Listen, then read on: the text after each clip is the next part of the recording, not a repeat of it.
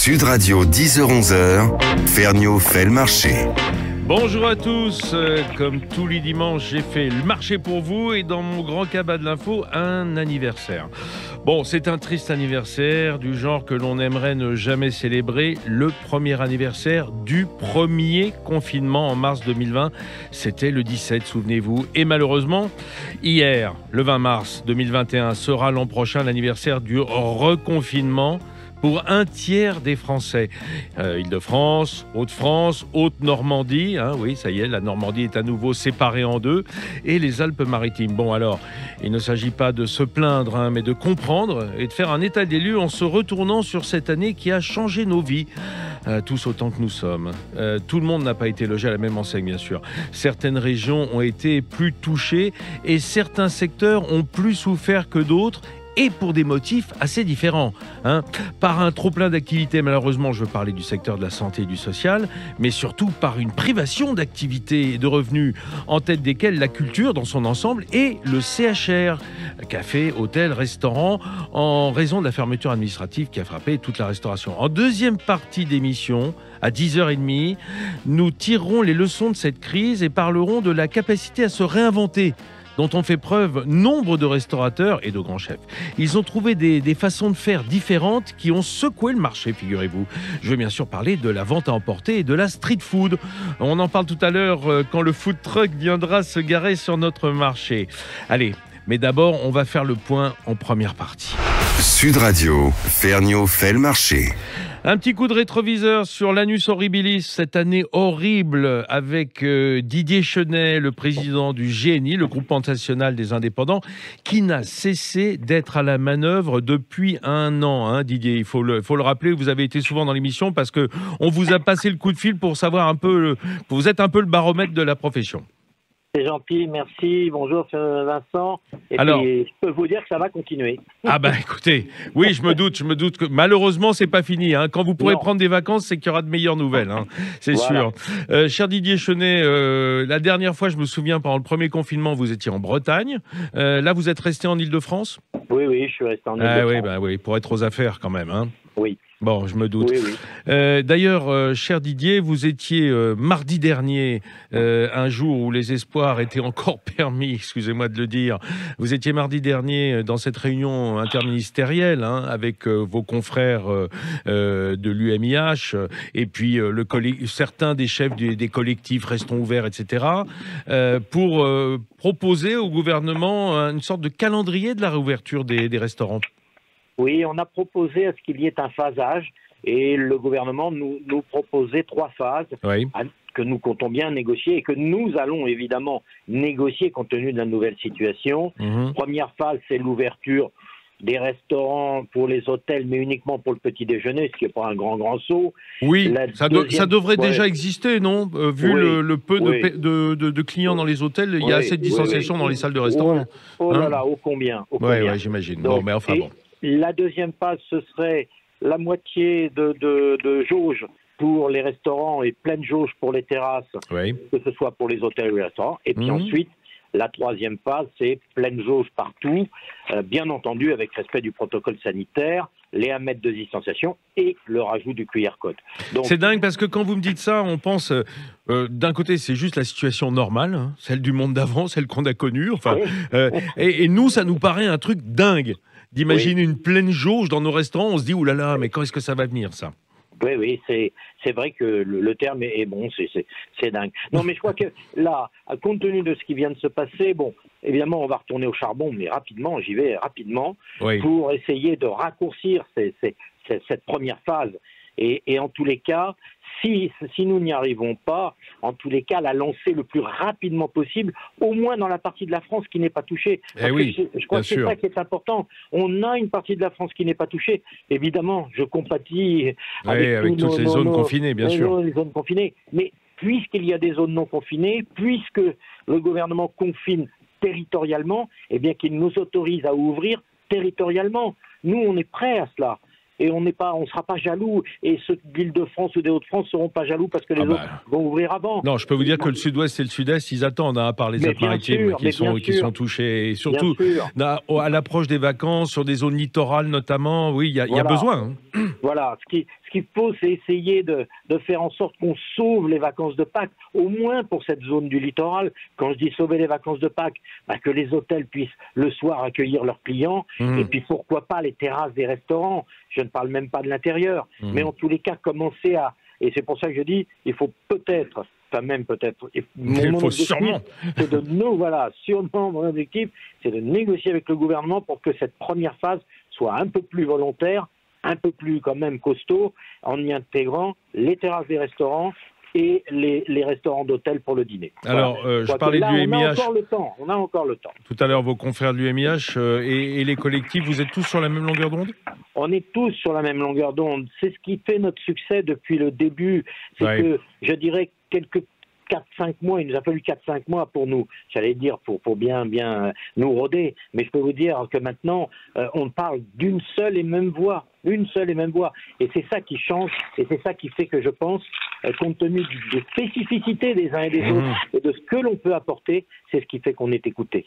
Alors, il y a quelqu'un avec nous en ligne qui, j'imagine, qui vous mettait du baume au cœur, Didier Chenet. C'est Pascal Pelletier, le directeur général de Métro France. Bonjour, Pascal Pelletier. Bonjour Vincent, bonjour Didier. Ça vous fait plaisir de sentir que les restaurateurs vont encore au charbon et qu'ils vont y arriver avec optimisme? C'est sûr, et c'est ce que nous vivons, je dirais, tous les jours avec les équipes métro dans les 98 halles métro qui sont réparties sur tout le territoire. C'est vraiment cette volonté de nos clients de se réinventer, de se battre. Vous savez, cher Vincent, vous-même, vous êtes un cuisinier.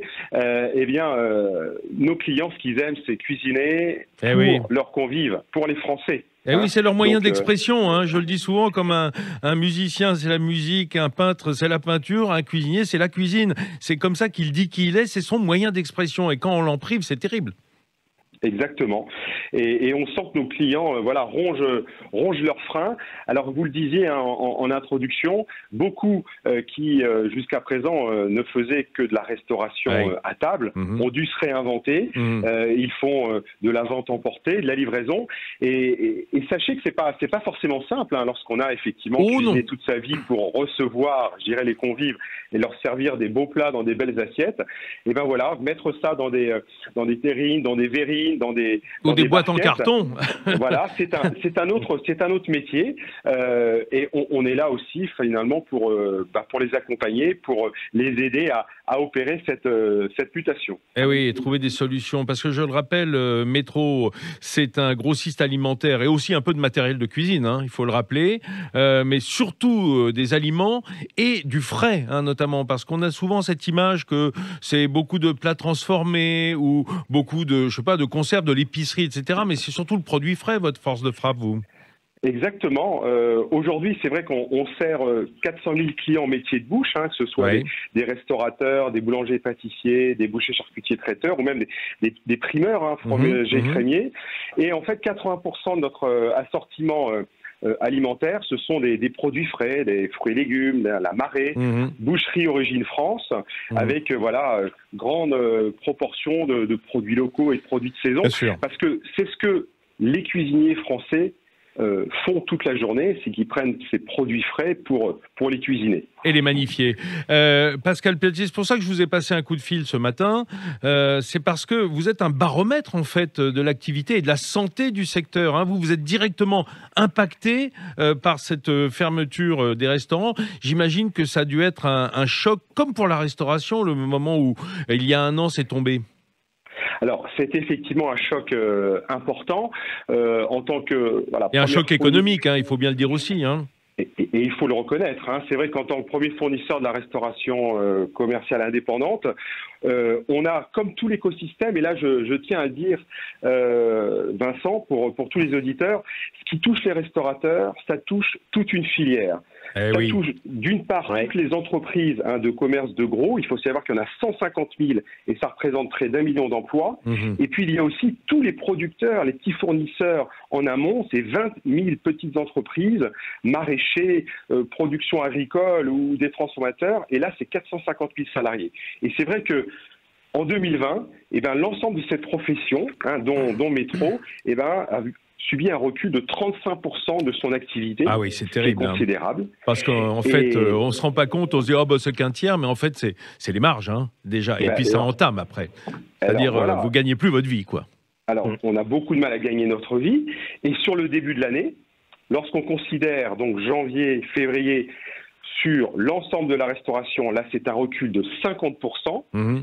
Et lorsque l'on considère les restaurateurs indépendants, ce que nous on appelle les entrepreneurs du goût, donc les petits restaurateurs, que ce soit des brasseries ou de la restauration rapide, peu importe, qui sont des indépendants, leur recul est de 80% sur janvier-février. C'est vertigineux, hein. Disons-le net. Hein. Mais je sais, comme vous le disiez, Pascal Pelletier, c'est que vous êtes le vecteur entre l'amont, hein, tous ces producteurs, et avec beaucoup d'accords aux échelons locaux, et vos clients qui viennent chercher aussi le contact humain, hein, pas que le produit. Hein.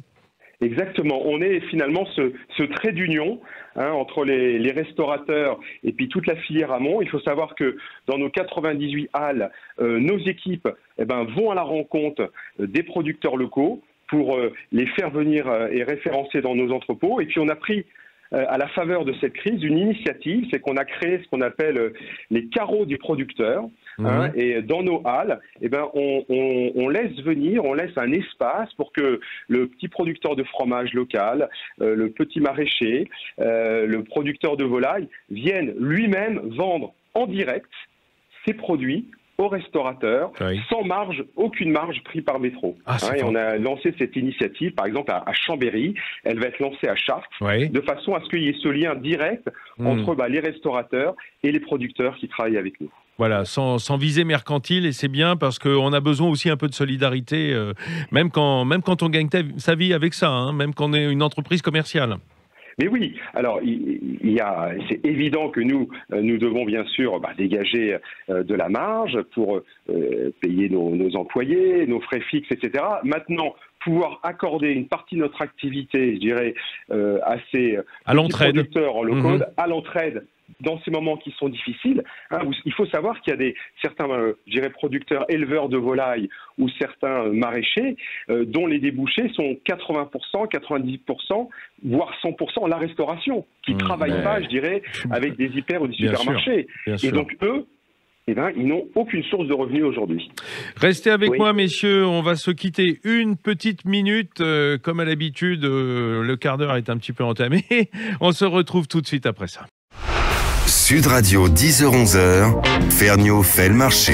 Allez, on est de retour sur le marché, comme tous les dimanches. Et ce matin, on est avec des acteurs du secteur de l'alimentation et de la restauration. Pascal Pelletier, directeur général de Métro France. Didier Chenet, le président du GNI, le Groupement National des Indépendants.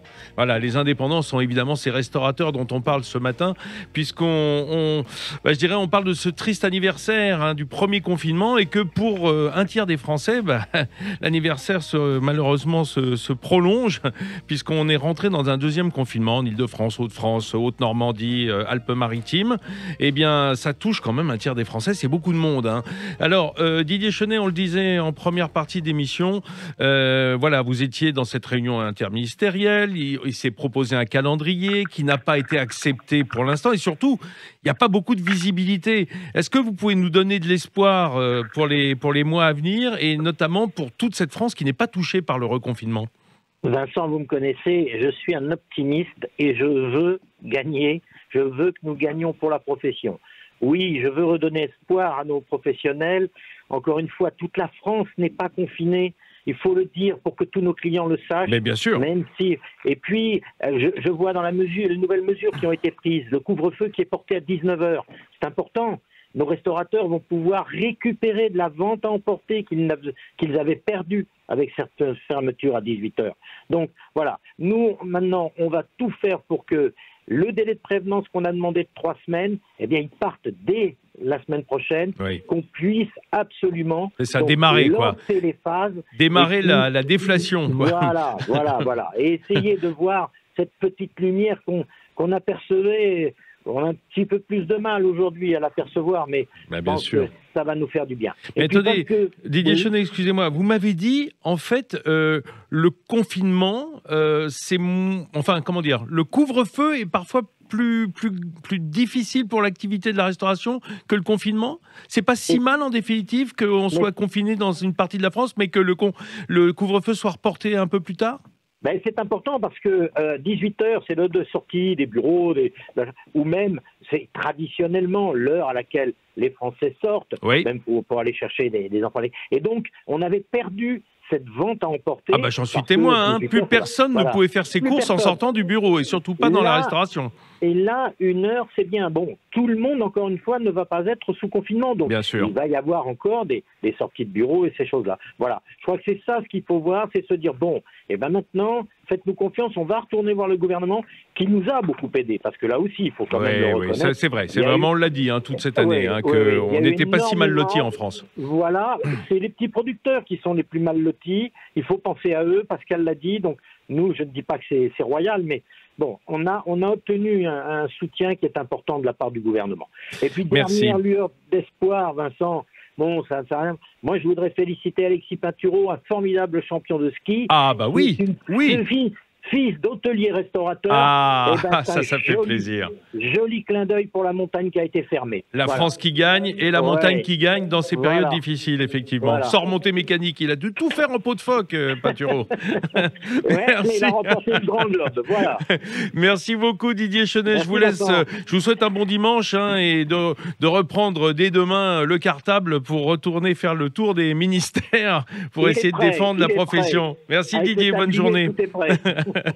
Pascal Pelletier, vous restez avec nous un instant. Dans quelques secondes, et je crois qu'il est déjà en ligne, nous avons Bruno Marcillot avec nous. Bonjour Bruno Marcillot. Bonjour Vincent. Bruno Marcillot, vous êtes le patron de Century 21 Horeca. Alors Horeca, c'est le même mot en fait en anglais que CHR, c'est-à-dire hôtel, restauration, café. Bon, voilà, CHR, café, hôtel, restaurant. C'est les deux noms pour un même concept. Et vous êtes aussi maire de Rungis. Et Rungis, ça sonne à l'oreille des Français quand on parle d'alimentation. Je pense dans le monde entier. Le nom de notre ville est connu dans le monde entier. Alors, dites-vous qu'avec Métro d'un côté, Pascal Pelletier et vous, maire de Rungis, là, on a une grosse majorité de l'alimentation en France qui est représentée. Alors, avant de vous interroger, Bruno, sur l'aspect immobilier, puisqu'on sait que là aussi, c'est un baromètre, un dernier mot, Pascal Pelletier, sur ce que vient de dire Didier Chenet. Est-ce que c'est vrai que, en définitive, le couvre-feu est plus préjudiciable que le confinement, mais en période de confinement, ça marche pas si mal pour le takeaway. Exactement. Alors, lorsqu'on parle du confinement, comme on avait pu le connaître en fin d'année, à un moment donné, et qu'il n'y avait aucune restriction pour sortir de chez soi pour aller s'alimenter, donc on pouvait y aller à 20h ou 21h. Là, effectivement, ça laisse une plage horaire beaucoup plus grande pour les Français pour aller chercher, effectivement, en vente à emporter, leurs plats préférés chez les restaurateurs. Dès qu'on met un couvre-feu à 18h, Didier l'expliquait très bien, je sors du boulot, j'ai pas le temps, je rentre vite chez moi, de peur de me faire arrêter par la maréchaussée. Donc c'est vrai que cette petite soupape d'heures supplémentaires, c'est une vraie chance. Et vraiment, j'engage tous les Français qui nous écoutent à aller chez leur restaurateur préféré pour chercher des plats ou se faire livrer. Ou aussi, ils peuvent aller sur les marchés. Vous savez, Vincent, que Métro, avec l'ensemble des fédérations de la profession, notamment le GNI, l'UMIH, mais aussi avec les fédérations des agriculteurs, la FNSEA ou les jeunes agriculteurs, on a pris cette initiative de demander à tous les maires de France de permettre aux restaurateurs de venir sur les marchés pour proposer leurs plats en vente à emporter. Donc, très bien. Ça, c'est une initiative extraordinaire. Aujourd'hui, il y a plus de 200 marchés en France qui offrent cette possibilité. Ça s'appelle Place au Resto. Vous pouvez le taper sur Internet, sur Google, pour voir où sont présents ces marchés ouverts aux restaurateurs. Donc voilà, ne loupez aucune occasion, chers concitoyens, pour aller emporter ses plats préférés. Merci Pascal Pelletier d'avoir été avec nous, même le dimanche. Il est vrai que c'est un jour de marché, hein, donc c'est important pour vous. Et petit message d'espoir, hein, de votre part aussi, pour dire en définitive, c'est moins grave le confinement que le couvre-feu trop tôt, hein, pour l'activité de la restauration. Et vous, par la même occasion, bon dimanche à vous. Hein, merci, je vous souhaite un bon déjeuner qui approche. Hein, vous allez peut-être cuisiner. Merci Bruno beaucoup, Marcillo, merci, à bientôt. Bruno Marcillo, ouais, je vous ai passé un coup de fil pour qu'en quelques minutes, vous nous peigniez un petit peu le tableau, puisque vous aussi, vous êtes un baromètre important de la profession dans le secteur Horeca, puisque l'immobilier, je dirais que c'est un marqueur important de la santé, hein, de ce monde de la restauration. Vous êtes, je dirais, à la tête de cette société. Vous faites énormément de transactions de pas de porte, de fonds de commerce, c'est-à-dire en fait d'affaires de la restauration et de l'alimentation. Qu'est-ce que vous en dites? Quel est le bilan de cette année? Est-ce que ça a été l'hécatombe qu'on annonçait? Alors non, je vais continuer sur les lueurs d'espoir et de Didier Chénet et de Pascal pour dire que non, ça n'a pas été l'hécatombe qu'on attendait. Je pense que les mesures prises par le gouvernement ont permis aux restaurateurs, contrairement à ce qu'on aurait pu penser, de tenir et donc de ne pas tomber dans la procédure collective, ce que l'on appelle la liquidation ou le redressement judiciaire. Ouais. Et donc moi j'ai vraiment espoir que lorsque tout va repartir, le prix des fonds de commerce se soit bien maintenu. C'est d'ailleurs le cas, on continue à en vendre pendant cette période-là. Alors bien sûr, les transactions ont un petit peu baissé, et c'est normal, puisqu'on a nos amis restaurateurs, hôteliers sont dans une période un peu attentiste. Ah oui, bien sûr. On va un peu reconstituer du chiffre d'affaires avant de mettre notre fonds de commerce à la vente. Mais malgré tout, j'ai beaucoup d'espoir pour cette profession. Hein, quand on voit les sondages que 94% des Français veulent revenir au restaurant 2 fois plus que ce qu'ils y allaient avant, et ben voilà, ça donne beaucoup d'espoir, et on sait que c'est une profession avec que les acheteurs ne délaissent pas en ce moment. Oui, Bruno Marcillo, on parlait, je me souviens, l'an passé, au printemps et même à la rentrée, en septembre, on parlait de jusqu'à 25% d'entreprises de la restauration qui allaient aller à la casse, quoi. Est-ce qu'aujourd'hui, c'est corroboré? Est-ce qu'aujourd'hui, vous avez 25% des pas de porte et des fonds de commerce qui sont à vendre? Alors, pas du tout. Alors, à vendre, il y a des affaires à la vente, évidemment. Oui, comme toujours, mais je veux dire, c'est pas une augmentation... Non, mais pas du tout. C'est-à-dire qu'aujourd'hui, on n'a pas eu l'effet de... je répète ce mot qui peut-être pour vos auditeurs ne dit pas grand-chose. La procédure collective, c'est la liquidation et le redressement judiciaire. On pensait qu'avoir une explosion de cette procédure, ce qui est pas du tout le cas actuellement. Bien sûr, il y a des affaires en redressement ou en liquidation. Il y a quelques symboles, en particulier des chaînes de restauration rapide ou de choses comme ça, qui effectivement, quand on les met comme ça en symbole, on peut dire, tiens, voilà, vous voyez, ça va pas bien. Mais globalement, malgré tout, on n'a pas eu l'hécatombe annoncée.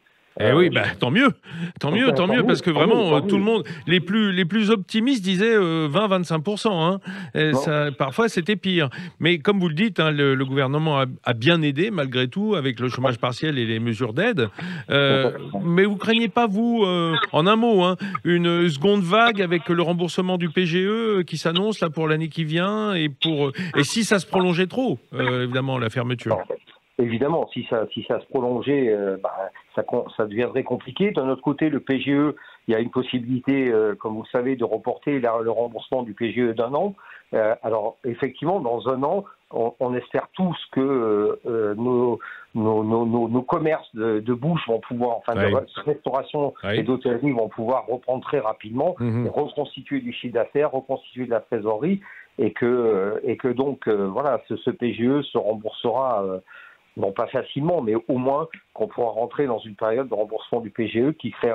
Mais bon, je pense que le gouvernement, à ce moment-là, saura prendre des mesures si on voyait que rembourser un PGE met trop d'affaires au tas et on voit trop d'affaires à la casse. Bon. Parce que, voilà. Oui, oui. Ouais, en tout cas, ce qu'on peut dire, c'est que vous êtes un baromètre assez cash, puisque évidemment, la santé de l'immobilier professionnel dans le secteur de la restauration, il n'y a rien à masquer là. Si c'était vraiment le drame, vous le sauriez, vous êtes aux premières loges. Merci beaucoup, Bruno Marcillo. Nous, on va se poser, laisser un peu tomber les histoires de confinement maintenant, et dans la deuxième demi-heure, on va se poser les questions des leçons à tirer. Tout le monde en a parlé, et vous trois messieurs, de cette façon de se réinventer de la profession, et on va mettre des cas concrets en face de cette idée. Sud Radio, 10h-11h, Ferniaud fait le marché. Mes amis, retour sur le marché, un marché avec un cabas qui est bien rempli ce matin et rempli de ce qu'on appelle chez nous, enfin pas chez nous d'ailleurs, mais si maintenant, la street food. D'ailleurs, pour en parler, je reçois Vanessa Vesnard qui est avec nous. Bonjour Vanessa. Bonjour Vincent. Alors Vanessa, elle a un nombre de casquettes incroyable, d'ailleurs c'est pour ranger tous ses cheveux. Vanessa, elle est journaliste, blogueuse, auteure de livres culinaires, foodista, je ne sais plus comment on dit, spécialiste de la cuisine. Gourmande, voilà. Et surtout, vous passez votre temps à goûter, à manger. C'est un peu ça. Un peu ça. Et essayer de faire envie aux autres aussi après. Ah bah carrément. Bien sûr, c'est ça le boulot, et notamment sur Instagram, enfin partout où il y a des images, c'est d'arriver à donner envie. C'est ça, influencer, comme on nous appelle maintenant. Ah oui, hélas. Les influenceurs ou les tendanceurs. Voilà. Mais je vais vous dire un truc, on fait le même métier au fond. Donner Mais envie. Je suis bien d'accord. Je n'aime que ça, en fait. Instagram est devenu un média ? Absolument, mais c'est un média social. On ne parle plus de réseaux sociaux, on parle de médias sociaux. Alors, Vanessa, je vous ai fait venir parce que je voulais qu'on parle de cette révolution. Alors, je ne sais pas si c'est une révolte ou une révolution. Le monde change, en tout cas. Oui, on le voit dans la rue. C'est-à-dire qu'on est déjà dans le monde d'après pour la cuisine en France. Un petit peu, et ça restera. Je pense qu'on est en train de vivre en ce moment tout ce qui est en train de se renouveler, les restaurateurs qui sortent énormément de choses de leur chapeau, qui se renouvellent en permanence. On est déjà dans le monde d'après. Ce qu'on est en train de vivre restera. En tout cas, j'espère que tous ces chefs qui sont en train de nous régaler, de faire énormément d'efforts pour pouvoir s'en sortir, j'espère qu'il en restera quelque chose. Et alors, c'est terrible ce qu'on vit. Il y a eu une annonce encore plus terrible, là. On ne sait pas quand est-ce qu'on va s'en sortir, mais il y a du bon dans tout ça. Et je pense qu'aujourd'hui, on va pouvoir voir un peu la vie en rose en parlant de cette street food, de tout ce qu'il y a de bon. Surtout avec le printemps qui arrive, parce que street food, c'est manger dehors. On mange dehors, on préfère qu'il fasse bon, plutôt que d'être sous la neige ou sous la pluie. Alors, Vanessa, vous goûtez énormément. On l'entendait en première partie d'émission avec nos invités, que ce soit Didier Chenet du GNI, que ce soit Pascal Pelletier de Métro, ou même Bruno Marcillo de Century 21 Horeca. On sent que cette révolution, elle couvait déjà. Parce que bien avant le Covid, et on le verra dans un instant puisque j'ai invité un patron justement d'un concept de street food comme on dit, et bien avant le Covid c'était déjà sous-jacent, c'est-à-dire que ça marquait un peu, peut-être parce que c'est cher un fonds de commerce et que parfois c'est plus facile d'avoir une guérite, un camion pizza comme on disait il y a des dizaines d'années, le food truck est moins cher quand on veut s'installer. C'est ça, on a une énorme proximité avec les gens et puis la tendance se refait déjà ailleurs dans le monde. On était un petit peu en retard en France. La street food indienne, c'est ça qui a lancé de grands chefs indiens à Londres par exemple. Ils se sont servis de tout ce qu'on mangeait dans la rue et qui était délicieux, qui était fait avec peu de choses, peu de mets, souvent avec des morceaux de tôle chauffante pour faire réchauffer des galettes, etc. En Chine aussi. En Chine aussi. On le dit, ils mangent toute la journée les Chinois. Ce sont les rois de la street food. Alors, pas toujours de la bonne street food, mais on s'est nourri de ça. Et en effet, on a vu le phénomène émerger avant le Covid. Et évidemment, là, à la fermeture des restaurants, n'a fait que l'accentuer. Et on voit des choses merveilleuses. Oui, mais du coup, beaucoup de chefs qui avaient des établissements fermés, enfin, en tout cas de places assises, se sont mis au takeaway, à la street food. C'est presque de la concurrence déloyale à ceux qui étaient déjà en place, non ? Ouais, alors moi, je vois pas ça comme ça. Il faut les comprendre. Ils en peuvent plus. plus. Ils se lèvent le matin, ces gens-là, pour nous régaler, ils pour ont avoir besoin de du contact social. Ils ont besoin de cuisiner. On va parler de Julien Sebag tout à l'heure, mais il en pouvait plus. Lui, sa vie, c'est de cuisiner, c'est d'avoir les mains dans les légumes, dans les épices, dans sa sauce. Il a besoin de contact, il a besoin de régaler les gens, et il en pouvait plus. Il revit, Julien. Et nous aussi, grâce à son michaud et son stew, on revit aussi au moins le temps de la dégustation pendant une demi-heure. Alors, face à vous, Vanessa, j'ai invité ce matin, je le disais, un patron de la restauration, mais de la restauration un peu dans la rue. Et alors, il est monté de la rue au studio de Sud Radio, Rudy Lenné. Bonjour Rudy. Bonjour à vous. Merci. Merci d'être avec vous. Alors, c'est une affaire familiale, Ouais. on peut le dire. Exactement, c'est tout à fait ça. Ça a démarré avec mes frères, une idée qu'on avait étant petit et qu'on pensait plus réaliser. Et puis après, plus l'âge approche de la quarantaine, on se dit mais finalement, c'est terrible. qu'est-ce qu'on a réalisé ensemble et c'est là où on reprend certains projets. Et le premier projet, c'était de travailler ensemble, en famille, et sur des choses qui nous rapprochent, qui nous rappellent notre enfance. Et nous, la street food, en fait, c'est votre vie, depuis des années, en fait. Et on a toujours été jaloux d'entendre parler de la street food thaïlandaise, enfin de toutes les street food, mais jamais en Afrique. En fait, on imagine que... Ah, attendez, parce qu'on l'a pas dit. Parce que vous, chez New Soul Food, Ouais. vous êtes à la fois africain et antillais. Exactement. Afro-antillais, c'est ce mais que tu dis, afropéen, parce que européen de En base. fait, voilà, à la base, nous, on s'est un peu basé sur la soul food, qui est une cuisine afro-américaine. Donc, l'histoire de la soul food, on connaît des Noirs d'esclavage qui ont migré aux États-Unis, qui ont fait une cuisine avec la cuisine louisiane, qui est devenue la soul food. Ouais, très sud des États-Unis, Exactement. autour de la Louisiane, Exactement. etc. On s'est dit, mais attends, nous aussi, on a des parents qui sont immigrés d'Afrique ou des Antilles, enfin peu importe, Ouais. qui viennent Ouais. au-delà de la France et qui ont apporté cette cuisine. Nous, quand on était petits, déjà, on mangeait de cette street food afro-peine, c'est-à-dire que ma mère, aujourd'hui, pour trouver certains produits, c'est plus facile, mais il y a 30 ans, c'était juste pas possible. Donc ma mère, elle revenait avec sa valise de certains produits et au fur et à mesure, elle prenait des herbes d'ici, elle mélangeait, puis elle faisait cette cuisine que pour moi, qui était afro-peine, parce Ouais. qu'elle était à la fois métissée de la culture de Mais avec chez ma les mère, produits de avec la les produits, métropole, quoi. d'ici. Donc je me suis dit, mais en fait, les gens pensent qu'on réinvente une cuisine, mais en fait, nous, on fait une cuisine qui existait déjà. C'est du par ma mère, en fait. métissage locavore, un peu. Donc C'est en super fait, intéressant. et c'est comme ça qu'on a découvert, nous, la cuisine de chez nous, à travers ce métissage. Et ensuite, quand on partait au pays avec ma mère, on s'apercevait qu'en fait, la cuisine était encore plus forte en goût, plus épicée. Et ça avait un peu rien à voir. Et du coup, on s'est dit, bah tiens, finalement, est-ce qu'on ne devrait pas aussi adapter cette cuisine pour la faire évoluer afin que tout le monde puisse la manger, parce qu'on a tous des préjugés de la cuisine africaine et antillaise, très épicée, très grasse. Et on s'est dit, bah, en fait, non, tout dépend comment on la cuisine. Donc nous, ayant un parcours à la française, on a travaillé dans tous les restaurants à Paris, on s'est dit, bah tiens, on va apporter cette touche afro-peine, c'est-à-dire les techniques de cuisson et autres qui vont évoluer grâce à ça. Un vrai métissage culinaire, quoi. Exactement, en fait, comme toutes les cuisines. Si on voit la cuisine française, il y a 50 ans et aujourd'hui, on prend le pot-au-feu qui est fait aujourd'hui, je peux vous garantir qu'il y a une évolution. C'est rare qu'il y ait du pot-au-feu sans coriandre, ce qui prouve que ça a bien bougé. Non, mais c'est pour dire qu'aujourd'hui, toutes les cuisines évoluent avec le temps. Bien sûr. Et en fait, il y en a d'autres qui prennent plus de temps parce que la cuisine traditionnelle, il ne faut pas trop toucher, on a des recettes.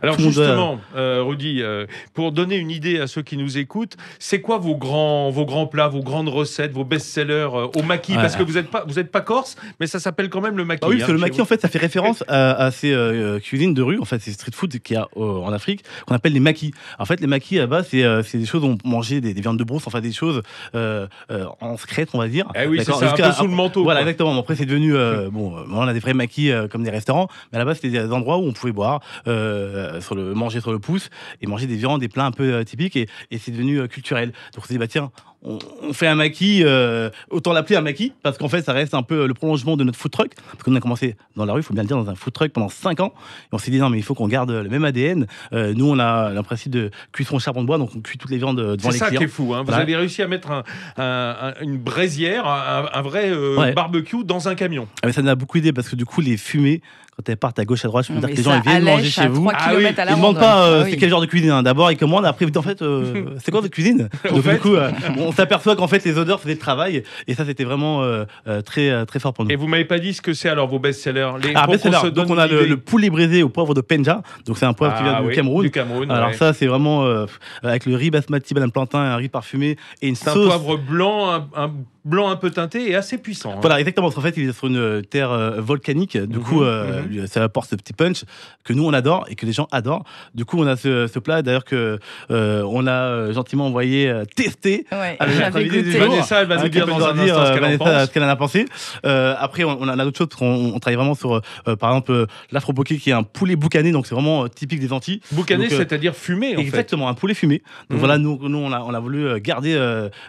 c'est typique de la street food de chez nous. C'est drôle parce que ce que vous me dites là, mon amie Suzy Palatin, qui est guadeloupéenne, qui est venue dans l'émission, elle fait souvent le poulet rôti, mais elle le fait fumer d'abord. C'est en fait un poulet cuit, mais déjà fumé, et ça a un goût tout à fait particulier. Si je pouvais faire ça pour toutes les viandes quand j'étais à l'époque en cuisine, je pense que on en parle encore aujourd'hui, parce que le fumage, c'est vrai qu'aux États-Unis c'est c'est légion. C'est légion. En France, voilà, parce qu'ils ont la culture du barbecue. Hein. Voilà, exactement. Donc, on va avoir des petits concepts de street food qui existent maintenant en France sur ces principes-là, mais très peu à mon goût. C'est incomparable, une viande fumée.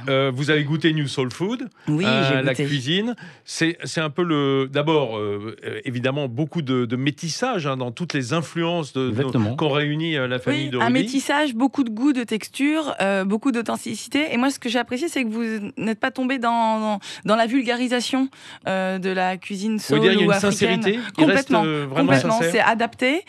C'est entre le métissage et puis la cuisine locavore. Vous avez fait avec les produits qu'on a sous la main.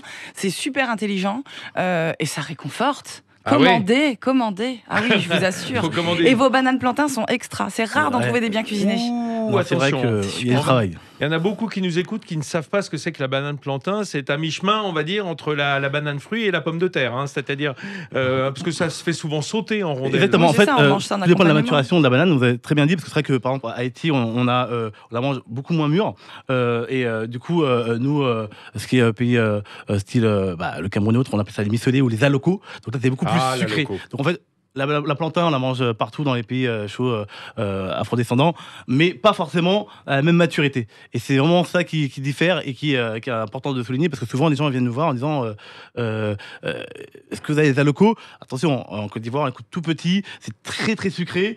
Chez nous, au Cameroun, c'est un peu moins sucré à la base. Donc les gens s'imaginent que partout on mange de la banane, c'est cuisiné de la même façon, alors que non, surtout pas. Vous savez, ce qui me fait plaisir, c'est que là, on rentre dans les nations d'Afrique, parce qu'on parle de cuisine africaine, mais ça ne veut rien dire. Dans chaque pays, c'est spécialité. Allez, on se retrouve dans une seconde pour continuer à faire un état des lieux de la street food en France avec Vanessa Besnard et Rudy Lenné. On va avoir les coups de cœur de Vanessa. Restez avec nous. Sud Radio, 10h-11h, Ferniaud fait le marché. Oh là là, rattrapé par la patrouille. J'ai encore la bouche pleine. Non, on parlait de banane plantain à l'instant. Et en fait, Rudy Lenné, il m'a apporté un plat. Qu'est-ce que je goûte là, Rudy ? Alors là, vous goûtez le célèbre afro-poké. Donc c'est vraiment afro-poké. Donc en fait, tout le monde ne peut pas finir avec le poké. On s'est dit, tiens, on va rentrer un peu dans le jeu. Donc on va retravailler un poulet boucané, un peu version poké. C'est du poulet qu'il y a dedans ? Exactement. On dirait des petits lardons. Exactement. En fait, on fait une technique de fumage qui sublime le poulet. Souvent, je reçois des messages de clients de Deliveroo en disant mais j'ai bien eu du poulet parce que je connais pas une partie du poulet aussi tendre. Bah oui, c'est bien le poulet. Ils font dans la bouche. Alors avec vos bananes plantain, c'est l'extase. Et la petite sauce là, c'est quoi ? Alors la sauce chien. Donc ça c'est typique. Alors ça, s'il n'y a pas sauce chien, ça c'est vraiment les Antilles françaises, ça. Exactement. Donc on a vraiment alors nous on a aussi pareil tout un travail dessus avec un vinaigre de piment pendant 1 an qu'on fait maturer avec piment végétarien qui est la base. Sans piment végétarien, on vous a vendu autre chose qu'une sauce chien.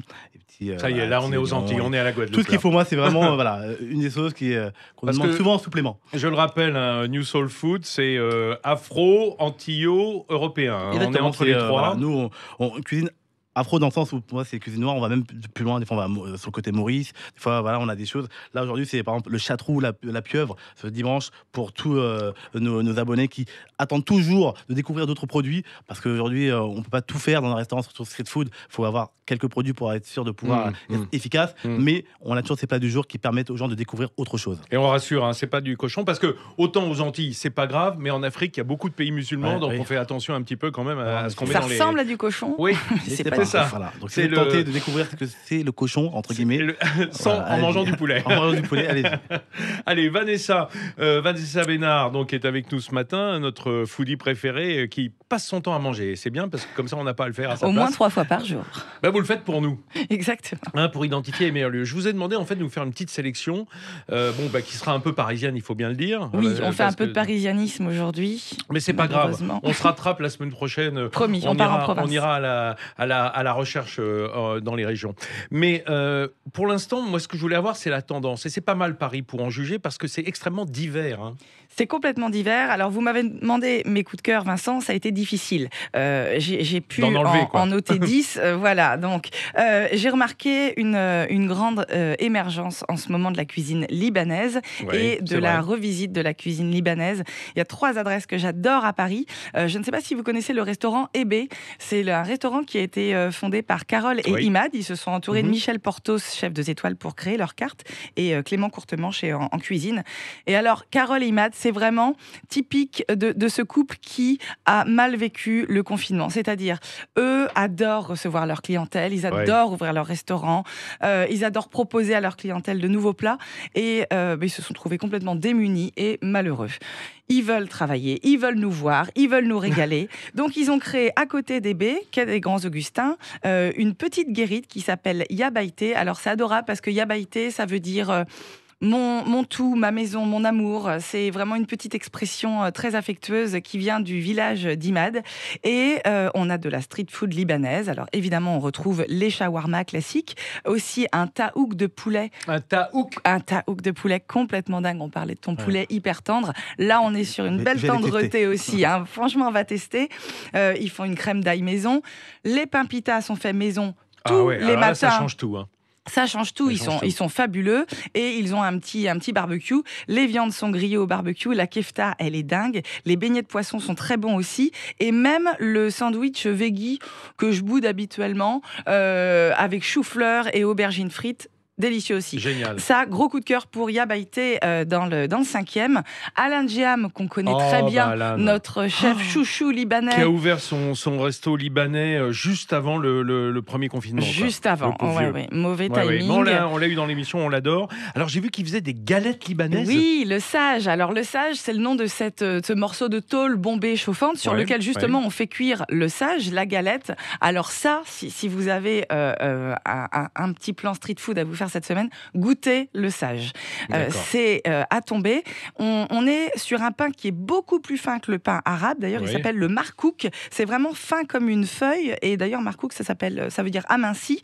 Il est chauffé sur cette tôle bombée et garni de... Alors moi, celui que j'ai préféré, c'est le halloumi soudjouk. Donc le halloumi, ce fromage grillé hyper fondant, et avec la soudjouk, la saucisse de bœuf séchée et épicée. Il n'y en a pas avec de la viande d'agneau hachée comme les kébés? Il y a de l'agneau, complètement, comme kefta, et puis il fait aussi un super shawarma poulet, hyper tendre, avec les sauces, et puis la pâte Alain Djam quand même. Hein, et n'oublions pas qu'il a une étoile dans son restaurant Alain Djam, il a une étoile Michelin. Hein, il a une étoile. C'est un très grand chef. Et un amour d'homme à rencontrer. Il vous reste une minute, je ne sais pas comment vous allez faire, Vanessa. C'est pas possible. Tintamarre, on part dans le 19e, avenue Jean Jaurès. Gabrielle était architecte d'intérieur. Elle a tout lâché pour faire connaître son Liban authentique et généreux aux Parisiens. J'y suis encore allée il n'y a pas longtemps. Et tout ça, c'est en takeaway, ce que vous nous dites. Tout ça en takeaway. Donc, petit comptoir, et on vient chercher ses plats. Takeaway, livraison, et petite note pour Gabrielle. Elle a choisi la livraison éthique. Voilà, c'est un petit plus. Et alors, Gabrielle, elle nous régale. Alors, ce qui est fabuleux chez elle, c'est son faté, ce plat à base de pois chiches, herbes, pain grillé, beaucoup d'huile d'olive, et surtout son fromage blanc qu'elle fait maison. Il faut aussi goûter son houmous. Son labné est complètement dingue. J'y étais avec un ami, il a eu du mal à goûter le faté tellement j'ai tout mangé. Vous avez bouffé dans l'assiette de votre ami? Ah oui, bon, là, les gens qui me connaissent ouais, savent. C'est ça qu'on prend double. Voilà, mes 3 gros coups de cœur libanais. Yabaïté, Alan Diam pour son sage et Tatamar. Il me faut encore 2 adresses, mais ne détaillez pas parce que ça y est, on est mais je ne dedans. peux pas ne pas détailler. Les informations arrivent. Julien Sebag, on en parlait tout à l'heure, il n'en pouvait plus de ne plus cuisiner. Il a lancé Michaud. Pourquoi Michaud? Parce que c'est près de la rue de la Michaudière, parce que c'est son surnom, il ressemble à une grande chaussette. Et puis c'est toujours tiède. Et voilà, exactement. Ils arrivent, Michaud, on est à 1 rue de Port-Mahon. Il a emprisonné Julien dans un pain à la, ce sont les pains tressés juifs de Shabbat, donc des pains sans lait, qui ressemblent plus à une brioche. Il a emprisonné, et c'est son masterpiece, sa signature. Un mijoté de bœuf qu'il mijote pendant très longtemps avec de la patate douce. Il y a du chou rouge, du persil, de la tahini. C'est à tomber. Tahini, pâte de sésame. Exactement, pardon, tahini, pâte de sésame. Le pain est très très long. Franchement, moi qui suis quand même assez vorace, j'ai dû le manger en 2 fois. Incroyable. Ding dong, c'est fini. C'est pas vrai. Un dernier nom. Un dernier nom, mais c'est horrible pour tous ceux que je ne vais pas citer. Alors, Carré Pain de Mie qui nous fait un tonkatsu de malade. Les Japonais de la rue Rambuteau. Un porc fermier qu'ils ont emprisonné dans leur fameux pain, le pain de mie japonais à la farine japonaise très fluffy. Et le tonkatsu, il est pané, un porc fermier avec une petite sauce tonkatsu de dingue. C'est fini. On n'oublie pas Julien Seri et ses pizzas portfolio. Important. Mania, on n'oublie pas Mania. J'ai eu peur qu'il ne soit pas cité. On peut manger des pizzas dans la rue, on les plie et hop, il s'est plié en 4 pour nous, Julien. C'est un pilier de cette émission. On l'embrasse. On l'adore. Et un petit clin d'œil à Panuozzi, rue des Dames. Si, j'insiste, je la prends la minute, pour leur sandwich de 30 cm de long. Et celui au jambon à la truffe est exceptionnel. Oh là là, vous avez qu'à aller sur la page Instagram de Vanessa Bénard. Oui, elles y sont toutes ou presque. Ah bah voilà. Merci Rudy Lenné d'être venu nous voir. Accueil. Vous pouvez nous dire où est-ce qu'on retrouve vos spécialités si on veut oui, en on est takeaway sur les quais de Valmy, donc au 77 quai de Valmy, et le food truck sillonne les rues entre la Défense et le MK2. On a newtofood.fr, vous avez tous les plannings, donc vous pouvez pas nous rater. Si vous entendez que ça hurle, ça zouk dans vos rues, c'est peut-être le food truck qui passe. On fait la livraison jusqu'à 8 km du restaurant, et 2 fois par mois, on le fait dans toute l'île de France, donc avec des menus spéciaux comme cette semaine et aujourd'hui le menu Caraïbes. Merci beaucoup mes amis d'être venus faire le marché avec nous sur Sud Radio et merci de votre fidélité sur les médias sociaux. La semaine prochaine va être très hot le marché puisque j'aurai avec moi les frères Martin, spécialistes du piment à la française et ensuite on va faire un petit tour en Bourgogne au château de Clos-Vougeot. Ça vous évoque quelque chose. C'était le 107e Tastevinage, mais on dit Tatevinage. Puis ensuite on ira dans le Jura, pays du meilleur cochon du monde. Enfin, c'est ainsi que Rodolphe Houssin a surnommé ces porcs du Roc qu'il s'apprête à élever en forêt, là-bas dans le Jura. Une belle histoire de reconversion dans le cochon. Bon dimanche à tous à l'écoute de nos programmes. Je vous laisse avec Jacques Pessis, Les Clés d'une vie, qui reçoit l'excellent Julien Clerc. Il n'y a rien à dire. Puis avec Nathalie Schrenn-Guirma, excellente également, c'est ça la France. Bon dimanche, allez donc vous promener et faire le marché. Même ceux qui sont confinés ont le droit à côté de chez eux. On se retrouve la semaine prochaine, même jour, même heure. Bonne cuisine à l'écoute de nos programmes.